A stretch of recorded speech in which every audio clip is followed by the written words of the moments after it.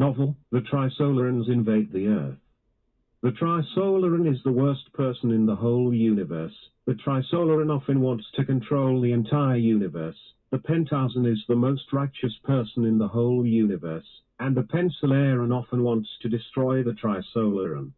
The society of the Trisolarans is the practice of communism, planned economy and totalitarianism, so the society of the Trisolarans is without democracy, and the society of the Pensolarans is the practice of capitalism, market economy and liberal democracy, so the society of the Pensolarans is democratic.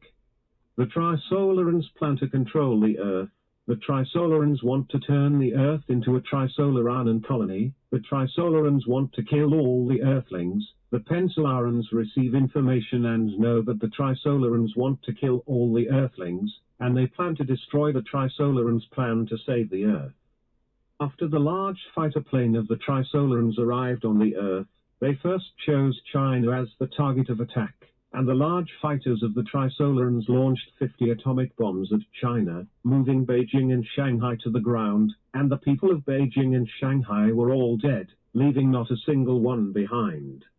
China originally had a population of 1.4 billion, and the 100 million people who died immediately meant that 1.3 billion people died in China. At this time, the large fighter plane of the Pensolarans arrived on the Earth, and when he saw the Trisolarans moving China to the ground, he immediately fired missiles at the large fighter plane of the Trisolarans, and the large fighter plane of the Trisolarans immediately exploded, and the whole army of the Trisolarans was annihilated. Because there are 100 million people left in China, the Pensolarans teach the Chinese to rebuild the country, and the Pensolarans want China to implement capitalism, market economy and free democracy. After the Pensolarans won the battle, the soldiers of the Trisolarans immediately committed suicide.